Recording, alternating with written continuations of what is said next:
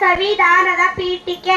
ಭಾರತದ ಜನತೆಯಾದ ನಾವು ಭಾರತವನ್ನು ಸಾರ್ವಭೌಮ, ಸಮಾಜವಾದಿ, ಧರ್ಮನಿರಪೇಕ್ಷ, ಪ್ರಜಾಸತ್ತಾತ್ಮಕ ಗಣರಾಜ್ಯವನ್ನಾಗಿ ರೂಪಿಸುವುದಕ್ಕಾಗಿ ಭಾರತದ ಎಲ್ಲಾ ಪ್ರಜೆಗಳಿಗೂ ಸಾಮಾಜಿಕ, ಆರ್ಥಿಕ ಮತ್ತು ರಾಜಕೀಯ ನ್ಯಾಯವನ್ನು, ವಿಚಾರ, ಅಭಿವ್ಯಕ್ತಿ, ನಂಬಿಕೆ, ಧರ್ಮ ಮತ್ತು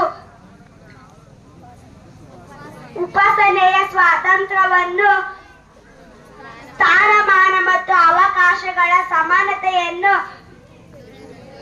ದೊರೆಯುವಂತೆ ಮಾಡುವುದಕ್ಕಾಗಿ, ವ್ಯಕ್ತಿ ಗೌರವ, ದೇಶದ ಏಕತೆ ಮತ್ತು ಸಮಗ್ರತೆಗಾಗಿ ಎಲ್ಲರಲ್ಲಿ ಭ್ರಾತೃತ್ವ ಭಾವನೆಯನ್ನು ಮೂಡಿಸುವುದಕ್ಕಾಗಿ